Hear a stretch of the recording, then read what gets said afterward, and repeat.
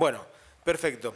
Vamos a empezar la primera parte con salud mental, restricciones a la capacidad, declaración de incapacidad e internaciones involuntarias, ¿sí? En un momentito de la charla, yo le voy a invitar a la doctora Gabriela Valiente, ¿sí?, para que nos exponga un poco lo que está sucediendo en una situación muy particular, que es ANSES y las restricciones a la capacidad y lo que se ordena en los juzgados de familia, cosa que me parece muy interesante porque por ahí son aspectos que al abogado que no hace previsional, por ahí se le puede llegar a escapar, y los juzgados también son cosas que normalmente se accede de una forma bastante indirecta, digamos, ¿no? Si no hay un planteo por parte del profesional, en general, si no hay un planteo por parte del profesional, el juzgado no va a entender de oficio, pero este tipo de cuestiones normativas tan particulares muchas veces se accede tan solo en situaciones particulares. Así que en algún momento te voy a invitar para que nos des una breve referencia respecto de eso. Bien, y quienes nos van a acompañar hoy, vamos a ver, de vuelta vamos a poner bien para no meter la pata. Bueno, Susana Noveri, que es prosecretaria de Familia 5 y también integra parte del elenco de Cuánto tiempo es un tiempito. Víctor Altavilla y Gabriela Reschini. Víctor Altavilla, yo pregunté quién era él, digamos, ¿no? Un conjunto de mujeres, ¿quién es Víctor? Levantó la mano Víctor, pero bueno, estamos bien. Sí, empezamos con voy a hacer una brevísima introducción, no a la problemática de salud mental, porque nosotros no estamos dando clases teóricas ni de fondo, sino cómo en la provincia de Santa Fe y en una gran cantidad de provincias argentinas tratamos la problemática de salud mental en los juzgados de familia. Si bien la problemática de salud mental es transversal, digamos, ¿no? O sea, lo vas a encontrar en familia, lo vas a encontrar en civil y comercial, lo vas a encontrar en penal, lo vas a encontrar en laboral, como todas las materias, pero familia tiene una particularidad. Accede desde dos puntos de vista. Primero, desde las restricciones a la capacidad, que ahora la tenemos que puntualizar así, ¿no? O sea, el término general es restricción a la capacidad con una excepción que es la declaración de incapacidad, que después lo vamos a desarrollar un poquito más. Esta temática, las dos que vamos a ver han estado tradicionalmente en el fuero de familia santafesino, en el fuero de familia. En otras provincias esto no es así, pero todavía quedan algunas declaraciones de incapacidad dictadas en el fuero civil y comercial. Son muy poquitas, pero algunas quedan y algunas rendiciones de cuentas se siguen haciendo en el fuero civil y comercial. La verdad es que yo creo que debe haber más de un 90 y pico % de causas de restricción a la capacidad que están todas en familia, incluidas las rendiciones de cuenta. Pero anteriormente uno lo podía hacer a este tipo de medidas en lo civil y comercial, porque en definitiva está afectando la capacidad de una persona, en general la capacidad de una persona mayor de edad. Y la otra gran problemática que está en los juzgados de familia es las internaciones involuntarias, desde un aspecto bastante acotado, que es el control de legalidad de las internaciones involuntarias y las órdenes de traslado compulsivo para ser atendidos, para hacer que un efector de salud mental pondere si una persona se encuentra o no en condiciones de ser internado involuntariamente. Esos dos aspectos los vamos a tratar hoy. Creo que Víctor, vos vas a hablar sobre internaciones. Sí, vamos a empezar entonces con Víctor, hablando sobre internaciones involuntarias y hacemos como siempre. Vamos metiendo preguntas o haciendo algún tipo de comentario conexo a lo que vaya diciendo. Bien, Víctor. La idea era hablar un poco de cuáles son las hipótesis que se van dando en la práctica, sobre todo en las internaciones. Tenemos tres que se dan casi siempre, con menor o mayor frecuencia, depende de cada una. La primera que se les puede dar en la profesión es cuando piden la internación involuntaria de una persona y acompañan el certificado médico. Y al juzgado le piden que evalúe la internación de esa persona, ¿no?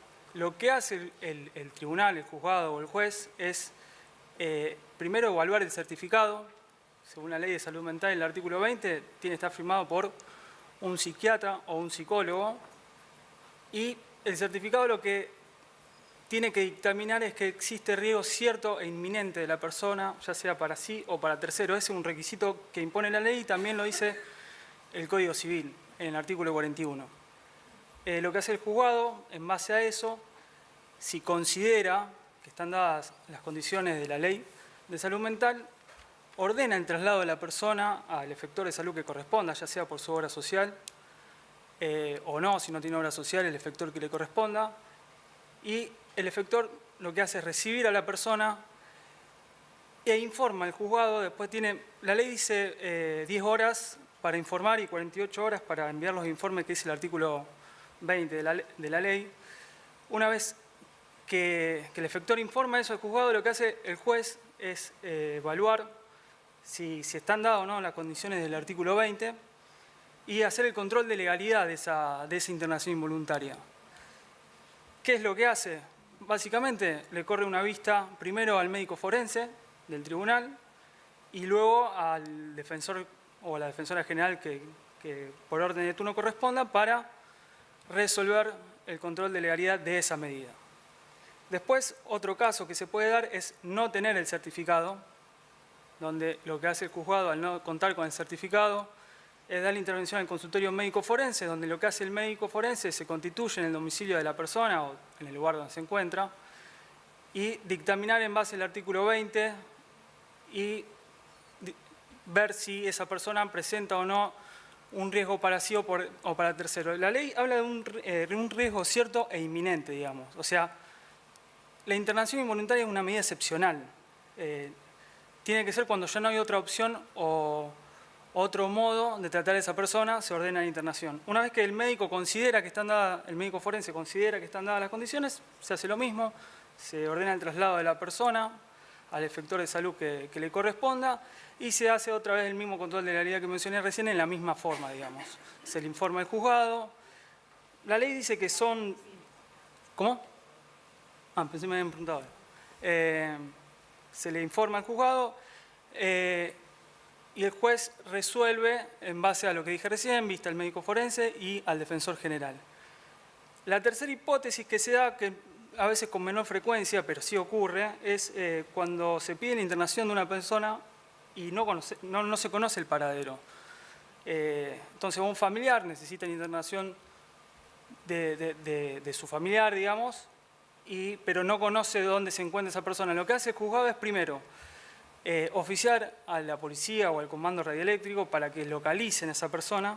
Una vez localizada, lo que se hace es darle intervención al médico forense del tribunal, si se puede, si está, digamos, y si no al médico de la policía. Cualquiera de los dos, una vez que constata a la persona, la evalúa y volvemos a decir lo mismo de siempre, si esta persona presenta signos de peligrosidad para sí o para terceros, se dispone el traslado de la persona al efector de salud. Y el control de legalidad es el mismo. Se le informa al tribunal dentro de las 10 horas y 48 horas se manda el informe. Y el juez dice 3 días para resolver si continúa o no con la internación. O sea, el juez en realidad no es el que ordena la internación. Lo que hace el juez es el control de legalidad de esa internación. Ver si están dadas las condiciones que menciona la ley de salud mental. Básicamente esas son las 3 opciones que se dan con mayor frecuencia en el tribunal y sobre todo pasa que se dan no sé por qué en los turnos de urgencia. A lo mejor ustedes como profesionales, cuando inician la internación en el turno de urgencias, se habilita, se llama, si van a la tarde, se llama al secretario o al juez que está de turno para presentar la medida. Eso es básicamente lo que ocurre casi siempre. No sé si tienen alguna pregunta. Sí. Se llama al secretario o al juez bien para presentar la medida. Eso es básicamente lo que ocurre casi siempre. No. Primero hay que localizar a la persona. Sí. Al efector de salud que corresponda, ya sea si tiene obra social, su obra social o donde le corresponde. No, se la lleva. Primero la evalúa el médico forense o del tribunal o de la policía.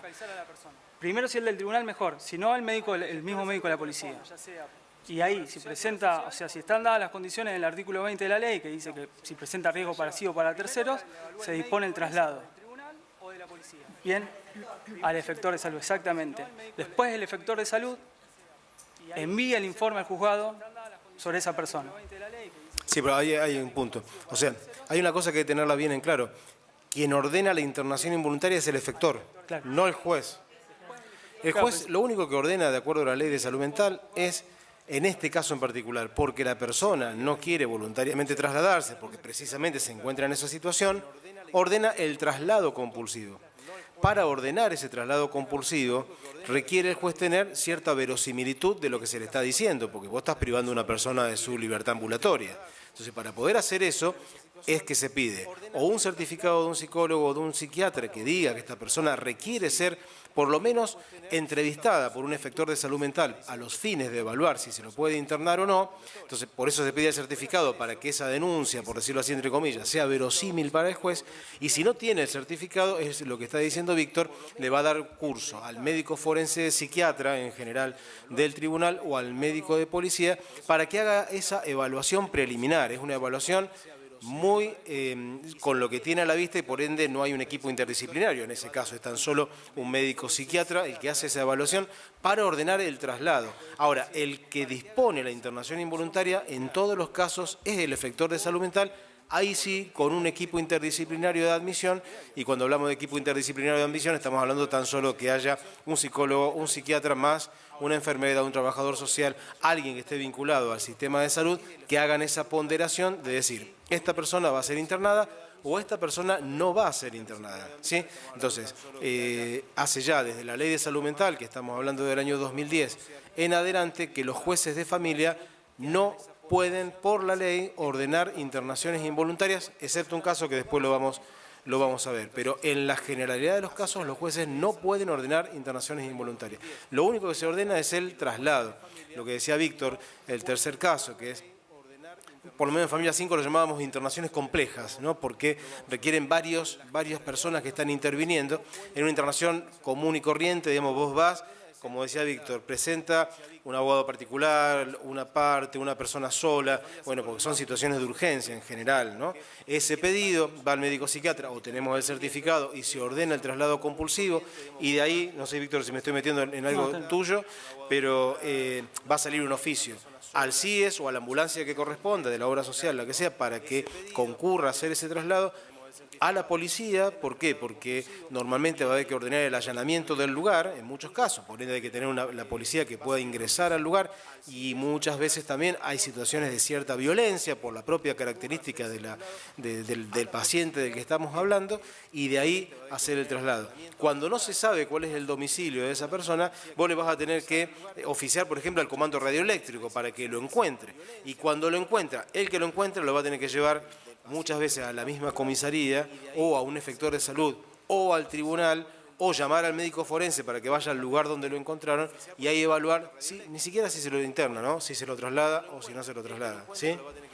Víctor. Muchas veces a la misma comisaría o a un efector de salud o al tribunal o llamar al médico forense para que vaya al lugar donde lo encontraron y ahí evaluar, ni siquiera si se lo interna, ¿no? Si se lo traslada o si no se lo traslada, ¿sí?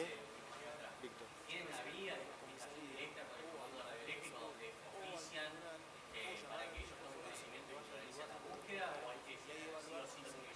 Sí o sí lo lleva la persona. Bueno, pero vamos a reiterar la pregunta que hace, porque si no, Sí, no se escucha. Lo que nos está preguntando Gonzalo es que en los casos de comando radioeléctrico, si existe una vía instrumentada directa entre el tribunal y el comando radioeléctrico para que se haga, se cumplimente con la medida. Esa es la pregunta. Sí, no, se hace un oficio y lo tienen que llevar físicamente.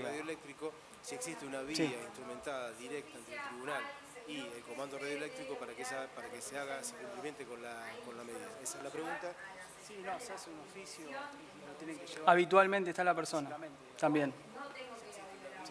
No, porque en realidad el oficio generalmente se hace de las dos maneras, a la unidad regional, o sea, al comando radioeléctrico, o a la comisaría donde habitualmente la persona vive. O los dos. Sí, o los dos. También depende del caso, se pueden hacer dos. Uno al comando radioeléctrico, que sería la unidad regional, y otro a la comisaría de la zona, porque muchas veces la persona está por la zona, donde está deambulando por la zona. O sea, muchas veces hacen dos oficios. Depende también el caso, ¿no? También depende del caso, se pueden hacer dos. Uno al comando radioeléctrico, que sería la unidad regional, y otro a la comisaría de la zona, porque muchas veces la persona está por la zona, donde está deambulando por la zona. No, no, está, siempre, el médico forense está de turno, digamos, por más que no esté físicamente ahí, está de turno, sí, sí, sí. Sí. No, no, está, siempre, el médico forense está de turno, por más que no esté físicamente ahí, está de turno, sí, sí, sí. Sale bloqueado días y horas hábiles, o sea que no entiende a la tarde, vos siempre está alterado, lo llevaríamos al tribunal. Y si no, tenemos que ver que esa evaluación, o sea, el médico de policía o en algún centro de salud público. Vos estás hablando de las internaciones, las que llamamos complejas, digamos, ¿no? Sí. En realidad ahí se abre un abanico de posibilidades, porque uno no puede prever dónde van a encontrar a la persona. Entonces, normalmente el oficio prevé todas esas posibilidades. Si lo encuentra la policía y lo puede llevar a la comisaría, y está el médico de policía, irá al médico de policía y hará la evaluación. Si la policía lo encuentra y lo va a llevar al tribunal, lo hará el médico forense de turno. Hay un médico forense de turno permanentemente en el tribunal. Y en general puede suceder también que directamente lo lleven a un efector de salud mental. Si lo llevaron directamente al efector de salud mental, evaluará el efector de salud mental, qué es lo que tenga que hacer. Pero tenés distintas alternativas, porque además son oficios generalmente bastante más largos que los demás, porque vos no podés establecer en qué situación lo vas a encontrar esa persona. ¿Sí? Se ha dado casos en donde la persona viene al tribunal durante la misma mañana. ¿Sí?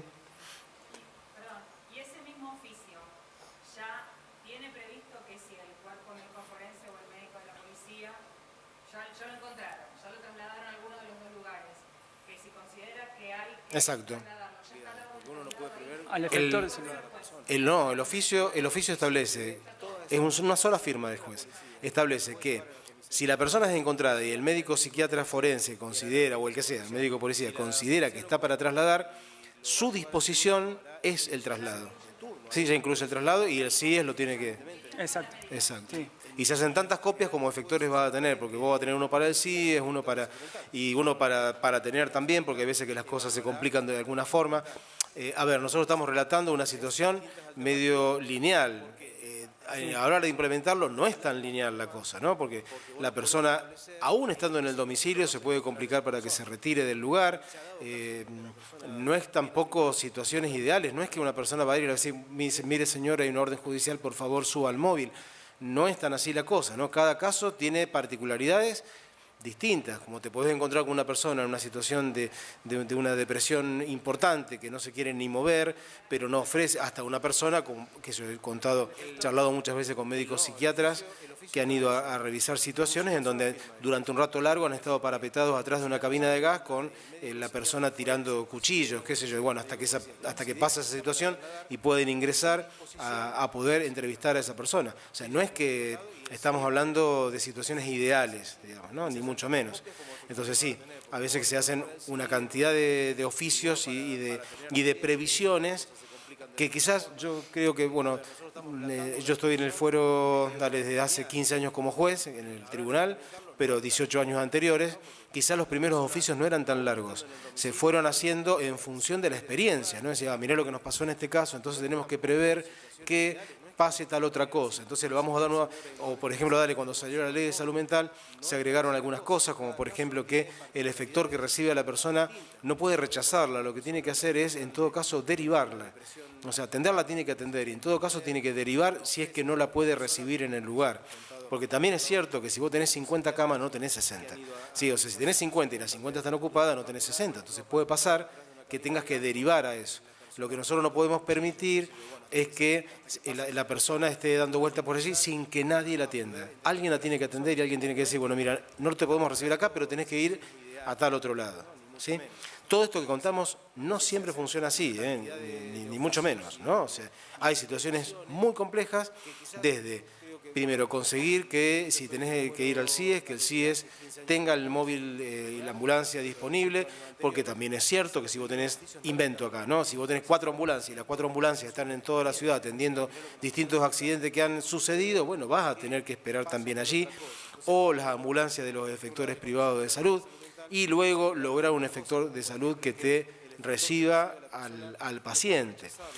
Por más que la ley de salud mental haya hablado hace muchos años ya de el que se vaya perdiendo la cuestión de las categorías monovalentes en la atención de salud mental. La realidad es que nosotros eso hoy no lo tenemos, los monovalentes están, los hospitales generales que deberían atender también cuestiones de salud mental, las atienden con una parte, pero no todos lo tienen, y no todos tienen internación o las cosas, la cantidad de herramientas necesarias para poder recibir a una persona e internarla convulsivamente con un problema de salud mental. La verdad es que todo termina reduciéndose a los efectores de salud mental monovalentes tradicionales, ya sean los públicos o los privados. Sí, pero bueno, esto que hablamos de internaciones involuntarias, una cosa es leerlo, una cosa es contarlo, establecer cuál es el esquema. Yo sigo pensando que el Poder Judicial da una respuesta respecto de eso. Hay gente todo el año y la verdad que los turnos de urgencia, te diría, la mayor parte de lo que se trabaja es internaciones por problemas de salud mental o adicciones. Muchas veces se piensa que es violencia familiar. No, en la parte de turno de urgencia son las cuestiones de adicciones y salud mental. Y bueno, si uno habla con la gente que está en turnos de urgencia, te van a contar diferentes anécdotas de diferentes inconvenientes que ha habido en la implementación de esto, como también otros casos donde esto funciona aceitadamente y no hubo mayor problema, que bueno, te puede llegar a pasar, digamos, ¿no? Ahora, lo que decías vos, Gonzalo, sí, nosotros estamos trabajando tanto en violencia e indirectamente en este caso en establecer algún tipo de vínculo, ahora que estamos en la electrónica y con la informática y con todo esto, que permita una comunicación rápida, eficiente, pero además que se garantice que es el juzgado el que lo está emitiendo. ¿Sí? Porque estamos hablando siempre de restricciones a la libertad ambulatoria de las personas, digamos. No es que estamos hablando de cualquier cosa. Entonces tiene que haber también una garantía de que la policía lo que recibe sea un oficio de juzgado y no cualquier otra cosa, digamos, ¿no? Básicamente agotamos todo. Bien, me parece a mí que en temas de internaciones involuntarias, el esquema que describió Víctor es tal cual como funciona en el tribunal, ¿no? Es más, a la persona que se encuentre en este tipo de situaciones, a ver, una gran cantidad de casos no vienen por lado de abogados particulares, ¿no? O sea, hay un porcentaje que viene o por las defensorías o porque la persona va directamente al tribunal. En este tipo de situaciones, el tribunal no va a estar diciéndole si se encuentra patrocinado o no se encuentra patrocinado. Muchas veces se privilegia la urgencia y no la cuestión del patrocinio, entonces se le busca un defensor general. Y si no está el defensor general, o sea, porque no se trata de personas que están en el tribunal esperando que venga la situación. Son tipo de, como si estuviéramos los médicos de guardia pasiva, es decir, cada uno tiene un celular de urgencia, que siempre es el mismo. O sea, se va circulando en cada uno del juez, del secretario, del médico forense que esté en el turno de urgencia, del defensor que está en turno de urgencia. El teléfono siempre es el mismo, va circulando y con ese turno de urgencia se comunican una diversidad de personas, digamos, ¿no? O sea, la mínima parte son abogados litigantes. Hay un porcentaje de esto que tiene que ver con las propias comisarías, ¿no? Las comisarías se comunican con los jueces y con los secretarios planteándoles situaciones que viven en las comisarías que no son delitos, digamos, ¿no? Sino que son aspectos bien civiles para que el juez determine algún tipo de decisión. Y acá entra en juego el ser juez, ¿no? Lo que implica ser juez, que nunca lo vas a tener en un examen del Consejo de la Magistratura, jamás. Nunca vas a tener esto, porque es imposible, no es una crítica, no estoy haciendo una crítica, pero es muy difícil el tema de tomar decisiones instantáneas, ¿no? Tengo un chico en la comisaría en tal situación, está el papá, está la mamá, ¿qué hago? Y la decisión la tiene que tomar en ese momento, aunque sea chiquitita, aunque te parezca una tontería, si bueno, se queda con la mamá, va con el papá, llama a niñez. ¿Se entiende? O sea, ese tipo de cosas, ahí entra a tallar el juez de familia, en traslade, no traslade. Yo le pongo a los chicos de acá del posgrado de familia un caso para resolver en minutos, que es una señora que viene al tribunal a las 8 de la noche en turno de urgencia y plantea que su madre ha muerto, ¿sí? Su madre ha muerto, y la están velando en el domicilio del hermano. No en una casa velatoria, en el domicilio del hermano. El hermano no la deja entrar. ¿Sí? Vos no tenés días para resolver, porque la madre la entierran a la mañana siguiente, a lo sumo, digamos, ¿no? O van a cerrar el cajón y esta mujer no la va a ver nunca más. Bueno, vos tenés que decidir ahí. ¿Sí? Recuerdo muy bien, y creo que lo he comentado con acá hay gente del posgrado, una de las alumnas se declaró incompetente.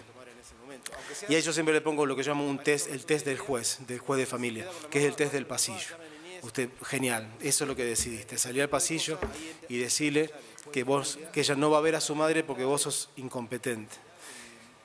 Bueno, tiene un doble sentido, puede ser. ¿Se entiende esto? O sea, ahí es donde pasa la cosa. Ahí es donde estalla realmente el juez de familia. O sea, en la decisión que tiene que adoptar en los turnos de urgencia. Y las internaciones psiquiátricas involuntarias, en algunas ocasiones, se complican. Se complican, pero cuando se complican en serio. Vos, Gonzalo, podés dar cuenta de eso. Cuando se complican en serio. Cuando vos tenés al papá que quiere internar a la hija, a la mamá, ahí dando vuelta, y a la hija, ¿no? Los tenés a todos allí peleando por una internación, si hay que internar o si no hay que internar. Discusiones sobre el tema adicciones. Internación involuntaria compulsiva en un lugar cerrado, internación involuntaria compulsiva en un lugar abierto, si es un lugar abierto por ende no es tan compulsiva que digamos, internación no compulsiva porque no corresponde, entonces va a tener en el concurso en el tribunal el abogado que viene con el padre que quiere la internación compulsiva en lugar cerrado, más un psiquiatra, un psicólogo que está en esa línea y dice corresponde en lugar cerrado, y el otro va a tener el otro que dice que no. Y en el medio dale una persona que su camino pasa por el lado del suicidio. Entonces vos tenés que decidir ahí, ¿no? Y aguantártela el chubasco después que pase lo que pase, ¿no? Si lo encerraste, si no, vos no estás decidiendo nada, pero sí estás decidiendo un camino, ¿no? Va a un lugar cerrado, va a un lugar abierto. Si va a un lugar abierto y al día siguiente hay una situación trágica, bueno, es tu decisión la que adoptaste, digamos, ¿no? Pero esto se suele dar en los turnos de urgencia con, no te digo con frecuencia, pero que se da, se da. Una opción que a veces se da es que viene la madre, pide la internación del hijo y a su vez pide la exclusión. Sí, en las cuestiones de adicciones es muy común recibir a madres y a padres en estas situaciones de violencia del adicto para con ellas o con ellos, que es consecuencia de su propia adicción, digamos, ¿no? O sea, no, que ni siquiera estamos hablando de una persona que voluntariamente está yendo y pegándole a su madre para sacarle dinero, ni mucho menos, pero que bueno, también desde el punto de vista de esta mamá como víctima, pide la exclusión de su hijo y que se lo interne. Entonces muchas veces la respuesta puede llegar a ser exclusión sí, lo vamos a excluir porque es violento para con usted, pero internación no. ¿Por qué? Y porque no hay ninguno de los extremos que establece, como decía Víctor, en el artículo 20, para internar se dan respecto de esta persona. Entonces la persona, nosotros en el tiempito hay un monólogo que plantea esto exactamente así, la persona te dice, si usted lo va a sacar, pero ¿yo después qué hago? Porque usted lo saca y el otro no lo interna. Entonces queda en la calle, ¿qué va a pasar? Va a volver a esa casa y la verdad es que no hay nadie que te va a proteger en esa porque no va a haber un móvil policial por cada una de las casas donde haya una situación de violencia. Y la verdad que esa persona adicta va a volver a agredir a esa otra persona en función de su propia adicción. O sea, la verdad es un complejo bastante difícil de desanudar, ¿no? Al igual que algunas respuestas que se suelen dar en materia de adicciones sobre la voluntariedad de la persona adicta para continuar drogándose. Bueno, esto también es puesto en cuestionamiento. Entonces la gente viene y te dice, bueno, mire, ¿cómo está ahora? No, se encuentra tranquilo, no pasa absolutamente nada, pero, mejor dicho, en el sentido que no se agrede así ni está agrediendo a terceros, pero cuando se droga sí pasa esto, entonces la respuesta suele ser, mire, si voluntariamente se quiere drogar, nosotros no podemos hacer nada porque voluntariamente se quiere drogar y por ende no está en una situación de agresión para sí ni para tercero, ni en una situación de excitación tal que amerite ni siquiera el traslado por una evaluación por internación involuntaria. A lo cual también te pueden llegar a contestar, bueno, pero la adicción lo primero que hace mella es la voluntad de esa persona, hasta dónde esa persona está expresando su voluntad. Hace poco dimos una charla en el Colegio de Abogados sobre Salud Mental con otras dos, con Marcelo Truco y un psiquiatra de San Nicolás, perdón, no me acuerdo el nombre, y una de las cosas que hablábamos era sobre esta cuestión que si lo tuviéramos así acá hablaría de la multivocidad doble de todos los vocablos. O sea, cuando nosotros hablamos de voluntad desde el punto de vista del derecho, yo no sé si estamos hablando del mismo concepto de voluntad que están hablando los psiquiatras, los médicos, los psicólogos, o si dentro de las propias ciencias de la salud mental hablan del mismo concepto de voluntad. A veces tengo miedo de que nosotros estemos hablando de voluntad en un concepto decimonónico, como tantos conceptos que nosotros barajamos, digamos, ¿no? Si nosotros leemos la teoría general de los actos jurídicos, cuando hablamos de voluntad, la nulidad de los actos, es un concepto casi romano, digamos, de lo que estamos hablando de la voluntad. Y bueno, este complejo de cosas se pone en juego en internaciones involuntarias. Tengan en cuenta que la gran diferencia entre las internaciones, desde el punto de vista jurídico, no hablo nunca de lo terapéutico, no nos corresponde a nosotros, ¿no? Desde el punto de vista jurídico, la gran diferencia entre internaciones involuntarias e internaciones voluntarias pasa por el control distinto que tiene por parte del Poder Judicial. Estoy hablando desde esa perspectiva, ¿sí? No, la internación involuntaria, evidentemente, respecto de la voluntaria, la gran diferencia es que en una va la persona y dice yo me quiero internar y está expresando su voluntad de que se quiere internar, y en el otro no, se hace aún contra su voluntad. Pero desde el punto de vista de la tutela de los derechos, en la internación involuntaria hay un juez que, en teoría, debe controlar lo que hace el efector de salud mental a la hora de disponer de una internación involuntaria. ¿Por qué? Porque la ley le está poniendo a un efector, que pueden ser funcionarios públicos y pueden ser funcionarios, personas privadas, está dándole la facultad de privarle a otro de su libertad ambulatoria. Entonces tiene que haber algún organismo del Estado, que en este caso es el Poder Judicial, en Rosario, los jueces de familia, en la provincia de Santa Fe, los jueces de familia, en la provincia de Santa Fe los jueces de familia no.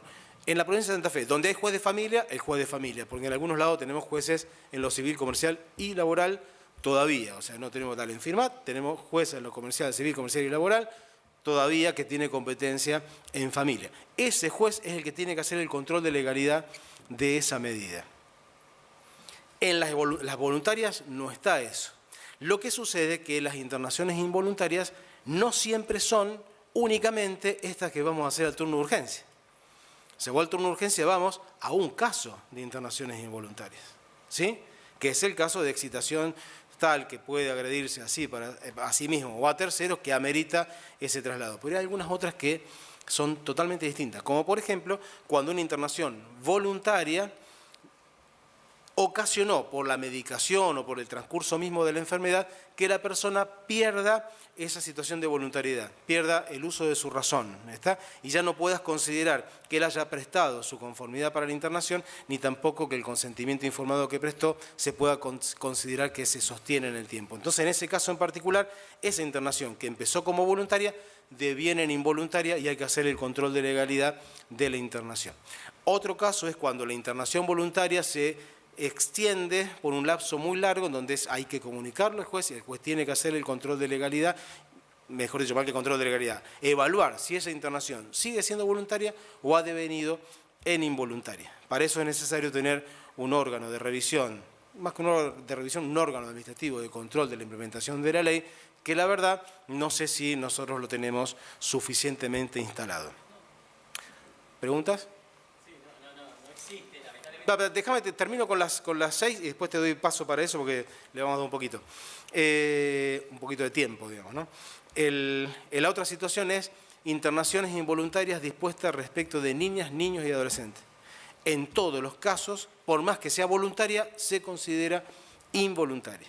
Y ahí vamos a tener en alguna situación una confluencia de ordenamientos normativos. Cuando el niño es sacado, o adolescente, es sacado de su centro de vida por la Dirección de Niñez, donde vamos a tener el control de legalidad de la medida excepcional, que lo vamos a ver la semana que viene, y a su vez, si esa persona adicta, imagínate, con un problema de salud mental, es internada en un efector de salud mental, el control de legalidad de la internación. Son dos controles de legalidad distintos, pero que tiene que hacer el mismo juez de familia.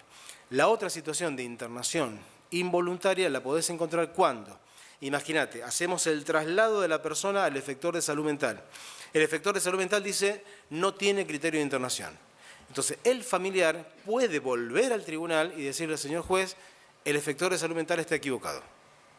El juez lo que tiene que hacer, yo no lo vi nunca hasta ahora, el juez lo que tiene que hacer es decirle ahora sí a un equipo interdisciplinario del tribunal que evalúe si esa persona requiere o no internación, y si se evalúa positivamente, ahí sí el juez de familia ordena la internación y el efector de salud mental lo va a tener que internar. La verdad, no sé ustedes, yo no he visto hasta ahora ese tipo de medida, creo que también porque poco se sabe respecto de la ley de salud mental. Paréntesis, de la ley de salud mental en los últimos tiempos se ha hablado mucho, Chano, el hijo de Petinato, qué sé yo, a mi gusto con demasiado nombre y apellido, y por otra parte, cuando uno escucha decís, bueno, la verdad que el 99% de estos tipos que están hablando no leyeron la ley de salud mental, porque en ningún lado la ley de salud mental dice que no se puede ordenar, que un pariente no pueda ir, por ejemplo, a un juez y pedirle el traslado compulsivo para una evaluación de internación involuntaria, tal cual lo estamos diciendo acá. Si hay algo que dice la ley es precisamente esto. El problema lo tenemos en cómo se interpreta la ley. ¿No? Lo mismo nos va a pasar en niñez. ¿Cómo se interpreta la ley? ¿Hasta dónde dice y cuál es el alcance de esa cuestión de en estado de agresión para consigo mismo o para terceros? Si yo lo interpreto como que estás así en una situación de locura total y tirando cosas para arriba, bueno, estoy haciendo un análisis reduccionista y pequeño de la ley hay que interpretarla en su conjunto y a su vez en la situación individual de cada una de las personas. Sí, quizá en una situación de lo más pasiva, pero que dice que no, porque por otra parte si una persona dice que no, no, si está diciendo yo no me quiero trasladar, está diciendo yo no me quiero trasladar, por más que no ofrezca ningún tipo de resistencia. La otra cosa que hay que tener en cuenta es que, espero que no se me esté escapando ninguna de las... La última parte del artículo 42, sí tendría que tener una esfera del tribunal el control de legalidad, pero no en el traslado. El traslado es ordenado, o sea, por la urgencia, la inminencia de la situación, la policía. no, está... Y ordenan el traslado. Sí, pero eso no es internación involuntaria, eso es traslado. O sea, si la autoridad pública, que lo puede ejercer como se podía ejercer antes, si la autoridad pública se encuentra en una situación de emergencia en la calle, imagínate, traslada a esa persona compulsivamente hacia el efector de salud mental, pero la internación la sigue disponiendo el efector de salud mental. O sea que es un caso de agresión para sí para con terceros que el efector de salud mental dispone la internación. Yo me refiero a los otros casos indirectos, digamos, ¿no? Me parece que los puse a todos. El de niñez, bueno, y el último es el penal. El uso de las facultades, de las medidas de seguridad del artículo 34 del Código Penal, que se da cuando en el marco de un proceso penal una persona que ha cometido una conducta subsumible en un delito no es punible por su situación de salud mental. En ese caso en particular es bastante común que los jueces dispongan que la persona sea puesta a disposición del juez de familia.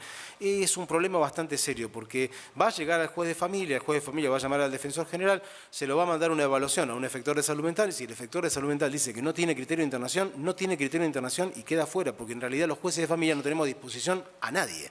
Sí, nosotros no tenemos a la gente a nuestra disposición. Lo que tienen que hacer en todo caso es ponderar una medida de seguridad y usar las facultades del artículo 34 si es que consideran que esa persona, por el hecho de su salud mental, puede volver a cometer un delito, no sé, una cosa así. A lo mejor estoy diciendo una barbaridad, perdonen los penalistas, pero el juez penal tiene que hacer eso. Para lo civil, si la persona es puesta bajo la órbita, digamos, no a disposición, sino bajo la órbita de un proceso civil, lo que va a hacer el juez civil, familia, es decirle, efector de salud mental, ¿tiene criterio de internación?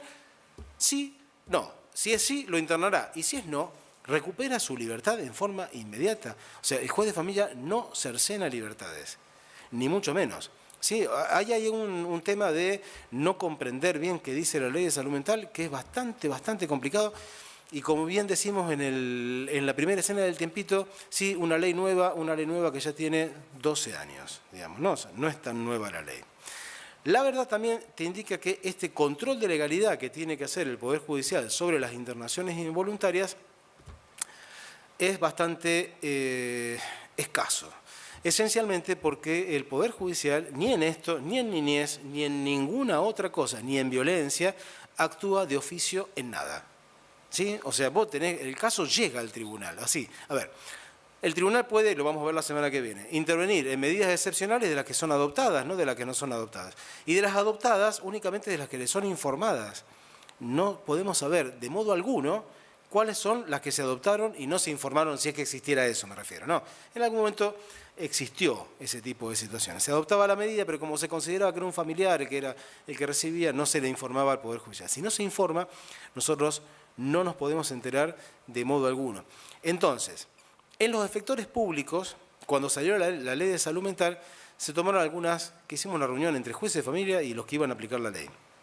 ¿Cómo vamos a implementar esta ley en esta parte? Como bien decía Víctor, la ley dice que cuando se dispone la internación en el plazo de 10 horas hay que comunicarlo al juez de familia. Está bien, en teoría, ¿no? O sea, vos estás privando de la libertad a una persona, bueno, se lo comunicás a un juez en el plazo de 10 horas. Si se trata así la cosa, la verdad que la persona se encuentra en una situación contenida por un efector y por más que vos lo comuniques a las 10 horas, imagínate que lo internaste a las 10 de la noche, tendrías esas horas inhábiles para comunicárselo al tribunal, no va a haber nadie para recibir la comunicación, porque por otra parte no tiene mucho sentido hacerlo así. Entonces en su momento se habilitó un instrumento que hoy parece de modé, que fue un fax. ¿Sí? Familia 5 tenía un fax, entonces se le comunicaban por fax todas las internaciones, al día siguiente el que estaba en turno de urgencia la sacaba, se miraban todas las internaciones que estaban dispuestas, porque por otra parte la ley misma prevé que a las 48 horas hay que hacer el control de legalidad. Ese sí, es el que tiene un peso específico importante y es el que hay que hacer. También es cierto que en muchos casos, desde el momento que se dispone la internación involuntaria hasta las 48 horas la persona ya recuperó su estado de libertad, porque se la compensó, porque ya fue tratado, porque se fue con un tratamiento.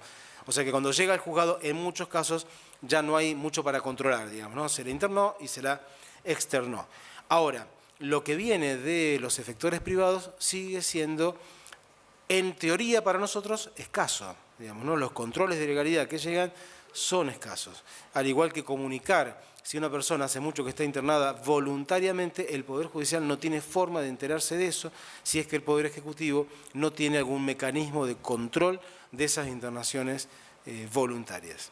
Y ahí sí te doy pie a lo que querías comentar. No, sí, el organismo de revisión. En verdad la ley significa la creación del organismo de revisión, que acá en la provincia de Santa Fe se llamó un concurso, está por en algún momento iniciar su labor, pero todavía no ha iniciado, que en verdad el Poder Judicial con el control de legalidad termina realizando de alguna manera o supliendo este déficit que deja el organismo de revisión, Sí. que en verdad tiene una especificidad mayor para poder controlar, bueno, el modo disciplinar que se ha llevado adelante para determinar tanto la internación como la continuidad de la. Sí, lo que Gonzalo está diciendo es que el organismo de revisión en la provincia está creado pero no está implementado. Sería más o menos así, a grosso modo. Por otra parte, ahí hay una gran discusión sobre qué tiene que hacer el organismo de revisión, porque si es organismo de revisión de la ley, lo que va a hacer es hacer una ponderación general sobre cómo viene la implementación de la ley, pero no del caso particular. Y lo que nosotros necesitamos es un organismo que esté detrás del caso particular, que controle, tipo, dale, la Defensoría de Niños y Niñas Adolescentes, algo parecido, más específico todavía, la semana que viene podemos hablar de eso, del caso concreto, o sea, de la situación concreta de cada efector de salud mental que dispone de internaciones involuntarias. En su momento, la Secretaría de Salud de la provincia había evaluado la posibilidad de, por medio del IAPOS, no pagar, no sé si cómo serán lo que le tengan que pagar a los efectores de salud, si no traían el control de legalidad aprobado por los juzgados. Después de eso no sé bien en qué quedó. La realidad es que hoy por hoy ahí nosotros tenemos un déficit bastante importante. La respuesta que podemos dar, sí, la tenemos súper aceitada. Va, como decía Víctor, viene el control de legalidad, se le pasa al médico forense psiquiatra o al gabinete interdisciplinario, depende del caso. Ellos dictaminarán si está bien o no, si es razonable o no la medida de internación adoptada, el juez la aprobará o no la aprobará o dispondrá nuevas medidas. La realidad es que son muy pocos los controles de legalidad que se disponen y acá sí hablamos de una presunción respecto de un universo que nosotros suponemos que es mayor, pero que de modo alguno podemos saber cuán mayor es, ¿sí? Porque, reitero, el Poder Judicial trabaja a partir del requerimiento y no como una especie de poder de policía. Bueno, no tiene poder de policía, eso lo tiene el Poder Ejecutivo. Sí, no sé si estamos con internaciones, me parece que sí. Sí, cómo no.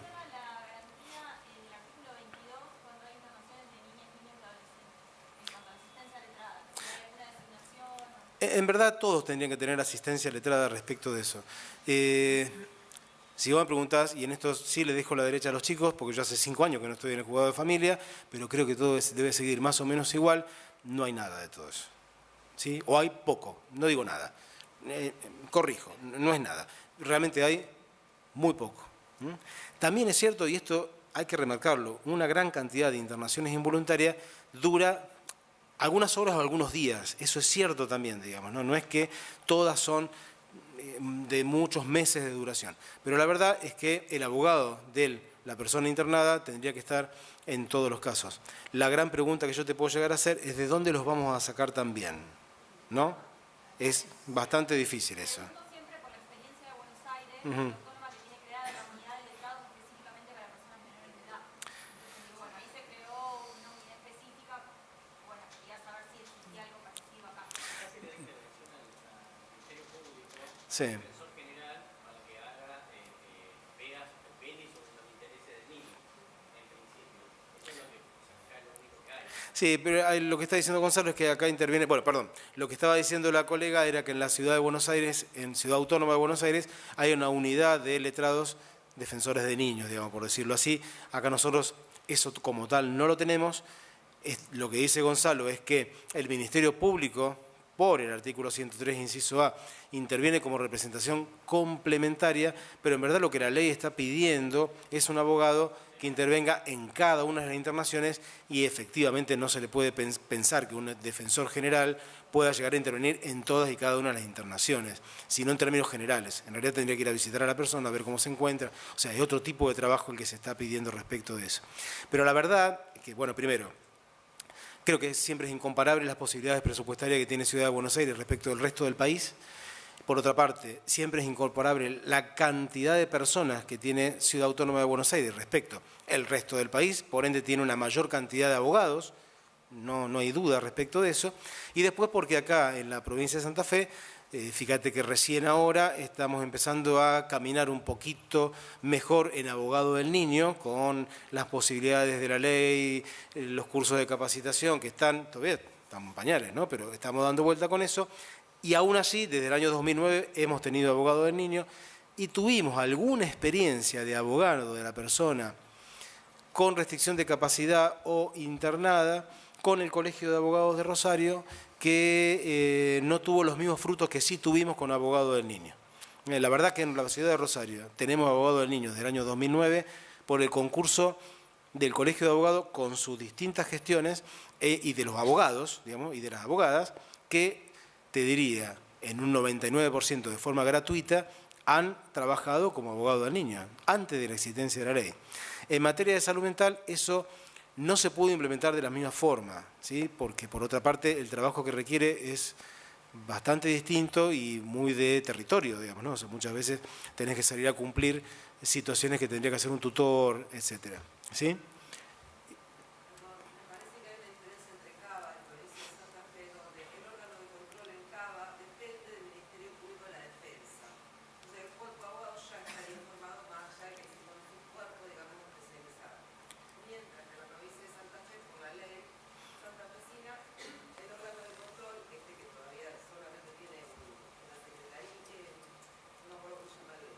Órgano de revisión.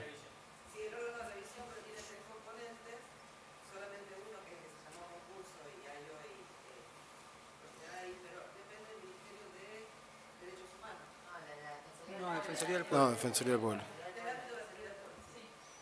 Sí, nosotros acá en eso tenemos algunas dificultades. Después depende de quién dependa o quién no dependa, porque por otra parte el Ministerio Público de la Defensa habría que pensar cómo lo tiene Cava, si realmente es trasladable acá. Lo que nosotros necesitamos, y en verdad no veo por qué hay que esperar tanto a órganos de revisión, a creaciones, a concursos, cuando la provincia de Santa Fe tiene una Dirección Provincial de Salud Mental. Vos tenés una Dirección Provincial de Salud Mental, yo no entiendo por qué esa Dirección Provincial no puede hacer eso, ¿entendés? Controlar qué es lo que pasa en los efectores de salud mental con la gente que está internada. Y comunicárselo al juzgado, decirle, mire, este hombre que está acá, como he visto, no es ahora, estoy hablando de cosas de cuando empecé a ser juez de familia, hace 40 años que está acá internado en tal lado. ¿Se entiende? Estoy haciendo una cosa extrema, pero bien gráfica. Decir, bueno, che, hace 10 meses que este tipo está internado en este efector de salud tal. Sí, bueno, eso alguien tiene que controlarlo. La verdad que no es el Poder Judicial el que hace eso. ¿Quién lo tiene que hacer? Y no te queda alternativa, el legislativo tampoco va a ser, tiene que ser el Poder Ejecutivo. Y hay una Dirección Provincial de Salud Mental, ¿se entiende? O sea, yo creo que por ahí también tiene que empezar a pasar alguna cosa como para poder controlar si esta gente que está internada está bien o está mal internada, porque si está bien internada y está bien tratada y las cosas están dentro de lo terapéuticamente razonable y lo jurídicamente razonable, no pasa nada. Esa es la cuestión, o sea, es una cuestión de controlar, ¿no? ¿Alguna pregunta más sobre este tema? ¿Estamos? Bien, pasamos entonces a restricciones a la... mejor dicho, capacidad, restricciones a la capacidad, declaraciones de incapacidad. Bueno, buenas tardes. Bueno, vamos a ver el tema entonces de restricciones a la capacidad y declaración de incapacidad dentro del ordenamiento jurídico. Es importante que destaquemos cómo la evolución normativa fue cambiando la mirada que tenemos respecto de las personas con limitación a la capacidad, ya que con el anterior Código de Vélez, hoy derogado, las personas que no podían ejercer por sí mismas sus derechos, prácticamente tenían cercenado toda la posibilidad de ejercicio de los mismos y se les designaba un curador. Bueno, tenemos que tener en cuenta que antes había una concepción biológica jurídica respecto de la capacidad que se evidenciaba también en la terminología que tenía este antiguo código, al hablar, por ejemplo, de insanos, interdictos, dementes, y al emplear muchas veces en muchos artículos la palabra enfermedad. Hoy en día el cambio es la concepción es totalmente diversa. Uno de los principales cambios fue con la sanción de la Ley de Salud Mental. Esta ley toma principios de ciertas convenciones, entre ellas una de las convenciones es la Convención sobre la Eliminación de todas las formas de discriminación contra las personas con discapacidad del año 2000, y otra dentro del ámbito de la Organización de Naciones Unidas, que es la Convención de los Derechos de las Personas con Discapacidad, que fue ratificada por la Argentina y se le dio jerarquía constitucional. Bueno, estas convenciones lo que hacen es considerar el tema de la discapacidad como una cuestión de derechos humanos y se adopta una concepción social de la capacidad, ¿sí? Y esta concepción es la que adopta nuestro nuevo Código Civil y Comercial. Entonces ahora vamos a hablar de la capacidad como regla, es decir, la capacidad en el ejercicio de los derechos de las personas humanas, según nuestro Código Civil y Comercial, se presume. Y el artículo 31 establece una serie de principios, en los cuales uno de ellos es eso, y a la vez se presume esta capacidad inclusive cuando la persona se encuentra internada en establecimientos asistenciales. Bueno, como esta capacidad se presume, solamente en forma excepcional podría limitarse, y dice el Código que puede hacerlo. O sea, las limitaciones van a ser según las disposiciones que establezca el Código y por un medio de una sentencia judicial y en la extensión que la sentencia disponga. ¿Esto qué quiere decir? Que en aquello que la sentencia no le restrinja su capacidad, la persona va a tener capacidad. El artículo 31 es muy importante porque habla de las reglas generales que tenemos que tener en cuenta en cuanto a la capacidad. Una de ellas es entonces la que dijimos, que la capacidad se presume, inclusive cuando la persona se encuentra internada en un establecimiento asistencial, que las limitaciones a la capacidad van a ser totalmente excepcionales y en beneficio de esa persona, y la intervención del Estado va a ser interdisciplinaria. También tenemos que tener en cuenta que la persona va a tener una plena participación en el proceso por medio de asistencia letrada, y en caso de no tener un abogado, el Estado le debe proporcionar uno. Y deben priorizarse las alternativas terapéuticas menos restrictivas de los derechos y libertades de esta persona. Entonces, como esquema general, podemos decir que el Código Civil y Comercial de la Nación habla de 3 restricciones a la capacidad, 3 situaciones. La primera, que es la regla general, que es la persona con capacidad restringida. La segunda son las personas incapaces, que es la excepción.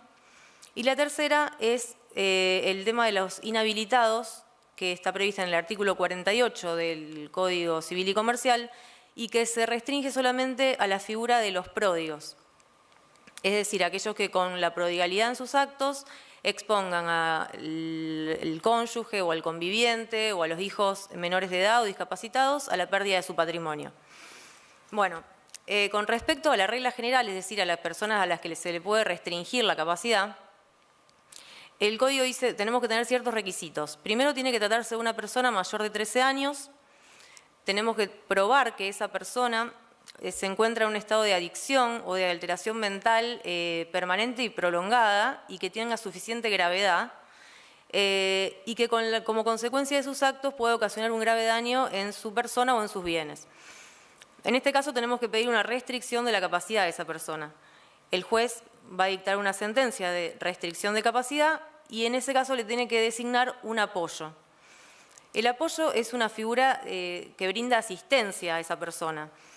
Puede designarse uno o puede designarse varios apoyos, como por ejemplo una persona se le puede designar un apoyo, por ejemplo, a los fines cotidianos, como por ejemplo en la medicación que se le suministra a esa persona o en la asistencia cotidiana a esa persona, y también puede haber un apoyo para la administración de sus bienes. Bueno, pero cuando la persona se encuentre absolutamente imposibilitada de poder interaccionar con su entorno, de poder expresar su voluntad y ya el sistema de apoyo resulte insuficiente o ineficaz, en ese caso es la excepción que prevé el Código, que va a ser la declaración de la incapacidad. El juez debe declarar la incapacidad por medio de una sentencia y ahí sí se le va a nombrar la figura de un curador. Bueno, y con respecto al tema de los inhabilitados, el artículo 48 establece también para ellos la figura de un apoyo para que los asista en la realización de los actos de disposición de bienes. Bueno, con respecto al juez competente para poder entender en estas cuestiones, en virtud del principio de inmediación y de tutela judicial efectiva, va a ser el juez del domicilio de la persona cuya, o sea, con presunta capacidad restringida o con presunta incapacidad, o el juez del lugar donde esta persona se encontrare internada. Y respecto a la legitimación activa, para poder promover esta acción, el Código en el artículo 33 establece ciertas personas que pueden ejercer la acción. Por empezar, habla del propio interesado. El propio interesado va a poder solicitar la acción, que no es un caso normal que se dé, digamos, creo que en el tribunal no tenemos ninguno, en el juzgado por lo menos, en el que el propio interesado haya ejercido la acción, pero el Código lo autoriza. Después puede hacerlo también el cónyuge o conviviente, los parientes hasta el 4º grado de consanguinidad en línea recta y hasta el 2º grado de afinidad. Y también prevé el Código que puede hacerlo el Ministerio Pupilar. Es decir, que además de su función complementaria que tiene según el 103, también lo podría hacer como a una actuación principal y poder ejercer la acción. Por ejemplo, se da el caso de que muchas veces personas que no son parientes ni es el cónyuge, como ser amigos, vecinos, un jefe, un director de escuela, tenga conocimiento de esta persona con limitaciones a su capacidad y no esté legitimada por el Código para poder ejercer la acción, entonces, bueno, muchas veces concurre con la Defensoría General para que pueda ejercer la acción el defensor. Y bueno, sigo yo. Buenas tardes a todos, mi nombre es María Susana. Yo voy a continuar un poco con lo que empezó Gabriela y la idea es que vayamos viendo el paso a paso de lo que es un expediente de restricción a la capacidad o de declaración de incapacidad, ¿sí? Bien, como todos los juicios, lo primero que tenemos es la presentación de la demanda. En esa presentación de la demanda, un poco a tono con lo que comentaba la compañera, sabemos que la capacidad se presume, que es la regla y que todas las limitaciones van a ser excepcionales, ¿no? Entonces, en función de esto, lo que nosotros vamos a precisar es que se refleje en esa demanda la verosimilitud de lo que se plantea, ¿eh? ¿Cómo se va a reflejar eso? Bueno, a partir de algún certificado médico, ¿eh? Nosotros pedimos algún certificado de discapacidad o una historia clínica o un certificado médico que en general pedimos que esté estampillado por el Colegio de Médicos.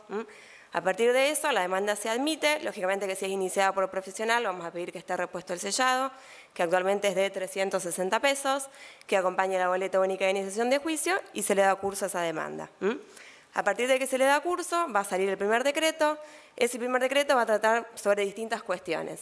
En los 4 colegiados de familia se va a decretar el trámite sumario. Además, se va a dar intervención al defensor general. Este defensor general va a intervenir de manera complementaria a lo largo de todo el proceso. También se va a ordenar un informe ambiental que va a ser realizado por un trabajador social del equipo único de trabajo social. Este trabajador va a ir hasta la casa de la persona cuya capacidad se pretende restringir y la idea es que un poco la ponga en conocimiento de la acción que se inició y también que devuelva esa información al tribunal explicando más o menos cómo se encuentra la persona, es decir, si está atendida, si no, como un primer pantallazo, digamos, de cómo se encuentra esa persona, de la situación actual. Además de esto, en este primer decreto se va a empezar a delinear dos designaciones. En primer lugar, puede ser que se haya pedido por una cuestión de urgencia que se designe un curador o un apoyo provisorio. Sabemos que muchas veces estos expedientes se inician porque se necesita para algún trámite puntual, a veces es la obra social que lo necesita, a veces es alguna entidad bancaria para hacer alguna gestión. Entonces, muchas veces en esa primera demanda, en ese primer decreto, perdón, se empieza a delinear un poco cómo se va a designar ese apoyo o curador provisorio. Para esa designación, lo que los tribunales en general van a pedir es que la persona acerque un certificado de buena conducta, por lo menos en colegiado 5 nosotros pedimos certificado de buena conducta y que denuncie si hay parientes en igual o menor grado de relación con la persona cautelar. Sé que algunos otros colegiados tienen algunos otros recaudos. Eso mismo iba a decir, sí. No hay juicio entre las partes. Eso. Informes de mesa entre las partes. Sí, algunos de los informes, sí. Sí, como dice la doctora, creo que doctora, algunos colegiados lo que piden es, por ejemplo, un informe del registro de procesos universales, en donde diga que la persona que se propone como apoyo o como curador no tiene ninguna quiebra. También se suele pedir un informe del registro de deudores alimentarios morosos, también un informe de la MEU que indique que no hay juicios entre ellos, digamos, entre la persona a cautelar, a proteger y entre la persona que se propone como curador o como apoyo. Inclusive también sé que en algunos no es suficiente el certificado de buena conducta, sino que también se pide el de antecedentes penales. Eso depende, bueno, el juzgado en el que caiga el expediente. Bueno, más allá de eso, una vez que se cumplimenta, va a salir un auto en donde se designa curador o apoyo provisorio y en ese mismo auto en general se suele también declarar la inhibición de la persona.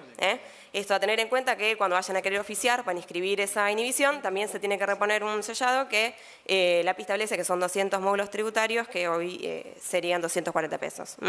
Así que respuesta a ese sellado se puede recién ahí oficiar y tenemos ya designado entonces el apoyo curador provisorio y decretada la inhibición. Otra cuestión que se trata en ese primer decreto es la designación de lo que anteriormente denominamos curador ad litem, y lo digo porque a veces sigue apareciendo en algunas demandas ese pedido. Hoy se llama representante del interesado y tiene otras funciones. Una vez que se designa representante del interesado, va a ser la persona a la cual se le va a correr traslado de la demanda. ¿Cómo se va a designar ese representante del interesado? Eso va a depender de si el expediente fue iniciado por defensoría o por profesional. Si fue iniciado por defensoría, va a ser el defensor general que por turno corresponda, y si ha iniciado por profesional, se va a sortear de un listado, que hoy en día ese sorteo se hace a través de una notificación, un pedido de la secretaria a la Cámara de Apelaciones de lo Civil y Comercial. ¿Sí? Bien, una vez que tenemos estas dos designaciones hechas, van a tener que aceptar el cargo, lógicamente, frente a la actuaria, se corre traslado de la demanda, se contesta la demanda, se abre el periodo de causa prueba, se ofrece prueba y acá viene el momento más importante, digamos, del proceso, que es donde se va a producir esa prueba. Acá lo que tenemos que destacar, ya lo hablaron en alguna otra jornada cuando hablaron de prueba, respecto a que, si bien se puede ofrecer multiplicidad de medios probatorios, lo más importante siempre va a ser ese informe que realice el equipo interdisciplinario. Eso el mismo Código Civil y Comercial lo establece en el artículo 37, donde indica que es imprescindible. Con esa palabra lo define, con lo cual, si no se ofrece, de oficio también se va a realizar. Como decíamos, es un informe hecho por el equipo interdisciplinario. Cuando decimos que es equipo, tienen que ser 2 personas o más. Interdisciplinario significa que van a intervenir profesionales de distintas disciplinas, como pueden ser el perito que se asigna como psicólogo, psicopedagogo, puede ser médico psiquiatra, puede ser trabajador social, siempre mencionamos un antropólogo, que también sería interesante que hubiera en determinados casos. Va a depender lógicamente de cuál sea la afección de la persona, ¿no? De la adicción que tenga, de la alteración mental que tenga, qué peritos van a intervenir. ¿sí? De vuelta recordamos un poco, esto se vincula con la concepción que comentaba Gabriela, de que la salud mental hoy en día no es algo estático, es algo dinámico y no podemos entenderlo solamente de un aspecto biológico. Es decir, sí, está bien, tiene que ver con lo biológico, pero también tiene que ver con factores que afectan en el sentido social, cultural, económico, histórico. Por eso es la importancia de este informe, ¿sí? Este informe, bueno, tiene que cumplimentar con determinados puntos de pericia. En general son más o menos los mismos, suelen ser los mismos. Se establece cuál es el diagnóstico de la persona, si esta afección que padece es permanente, es prolongada, es grave, si va a ser determinante de que en algún caso pudiera realizarse un daño a sí mismo, a terceras personas, a bienes. También se va a intentar establecer un diagnóstico. También se pueden expedir acerca de si va a ser necesario, consideran necesario que haya apoyos o si los apoyos serían insuficientes. Por ejemplo, si la persona está imposibilitada de comunicarse, de expresar su voluntad, de vincularse con el resto. Bueno, ese informe, otra cuestión importante es que va a tener que ser presentado de manera conjunta. O sea, no recibir un informe del psicólogo, otro del psicopedagogo, otro. Lo aclaro porque a veces en general suele pasar en el caso de que son iniciados por profesionales que esto no está claro y se presentan de esta forma. Volviendo al tema y haciendo la diferencia, cuando es iniciado por profesionales el expediente, esos peritos se sortean de la lista, como mencionamos antes, se oficia a la Cámara de Apelaciones. Y si es iniciado por Defensoría, lo que solemos hacer es designar al médico psiquiatra del consultorio médico forense y al psicólogo y al psicopedagogo del equipo interdisciplinario. Bien, pasada esta parte probatoria, se va a clausurar el periodo probatorio, se va a pasar el expediente a las partes para que aleguen por su orden, se va a correr una vista al defensor general. Y antes de dictarse los autos para sentencia, viene otro momento importante en este proceso, que es la designación de la audiencia del artículo 35. Y acá hay otro tema importante, porque es una audiencia que no podemos de manera alguna compararla con otro tipo de audiencia de los que se da en el juzgado. Es una audiencia en donde va a tener que estar presente el defensor general y el representante del interesado, pero lo que me parece importante destacar es que tiene que estar preparado el juzgado en ese sentido, porque nos podemos encontrar con cualquier panorama. O sea, si bien el expediente se viene desarrollando y uno ya tiene conocimiento a partir de los informes cuál es la situación, siempre tenemos que prever una determinada accesibilidad. No lo digo en el sentido solamente arquitectónico, sino también comunicacional. Porque, por ejemplo, la persona que viene puede tener alguna discapacidad visual, alguna discapacidad intelectual, cognitiva, no sé, auditiva. Entonces, bueno, hay que estar preparados y también tener en consideración que va a haber algunos supuestos en donde esta audiencia no se va a poder llevar a cabo. Esto a veces pasa cuando, por ejemplo, la trabajadora social lo recomienda o alguno de los informes de los peritos lo recomienda. A veces recomienda que esa persona no se presente, que no concurra por determinado motivo al tribunal y bueno, eso es evaluado caso a caso. Ninguno es igual que el otro. Así que eso hay que tener también en cuenta porque muchas veces, si bien lo que se intenta a partir de esta audiencia, que es de conocimiento directo, de conocimiento personal por parte del juez, intenta ser una garantía, pero bueno, puede terminar contrariamente a eso vulnerando algún derecho, ¿no? Así que bueno, eso a tener en cuenta. Después de esta audiencia ya se dictan autos para sentencia y se pasa el expediente a fallo. Esa sentencia va a salir básicamente en dos grandes sentidos que ahora va a seguir explicando Gaby. Bueno, bien, como dijo Susi, sería una vez que se dicta sentencia, la sentencia debe ser inscripta en el registro de Estado Civil y Capacidad de las Personas, donde se hace una anotación marginal en la partida de nacimiento. Bueno, es necesario que esta sentencia esté firme, que esté notificada a la parte actora, al representante del interesado y al defensor general. En caso de que tengamos, contemos con profesionales particulares, estos tienen que haber pagado los aportes previo a la inscripción de la sentencia, los aportes de la regulación de honorarios.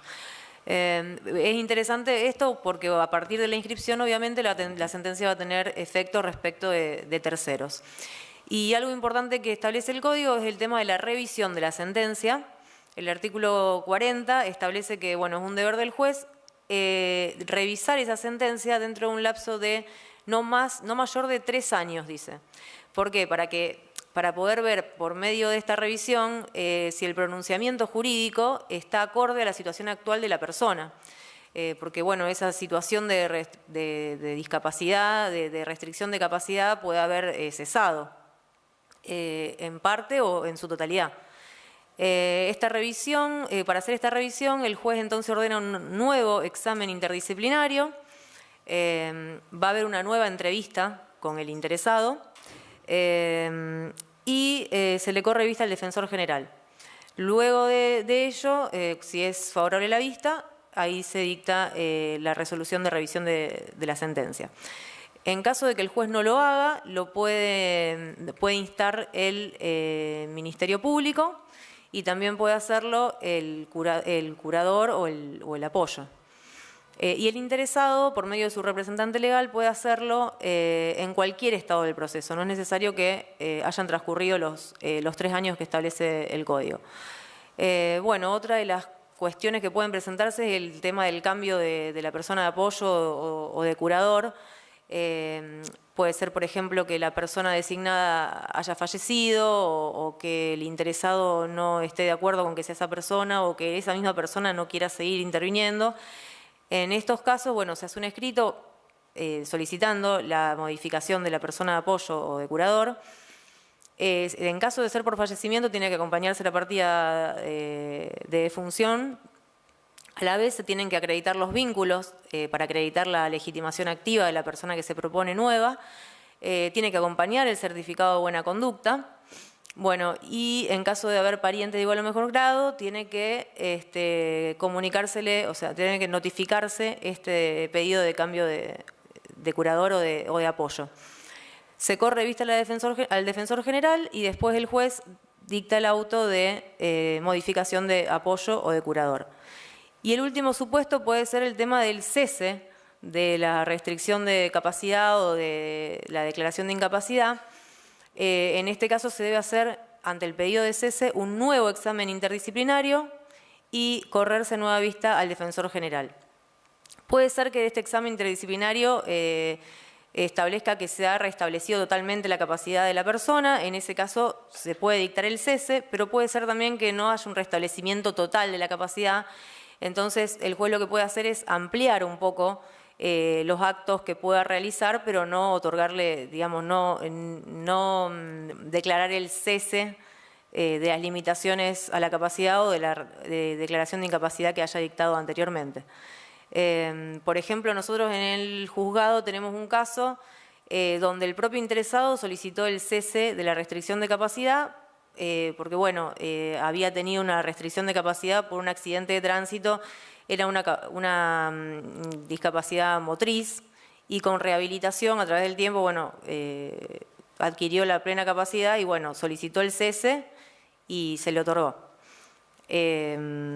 Bueno, y después está el tema de... ¿Tenía una discapacidad motriz? Claro, por un accidente de tránsito, sí. Y, bueno, con rehabilitación... ¿Y por qué era incapaz? Eso no... No, una restricción de capacidad. No era... No, pero la restricción debe haber había alguna cuestión vinculada a la salud mental, porque si no, no hay restricción alguna. O sea, por una cuestión de discapacidad física no hay restricciones a la capacidad.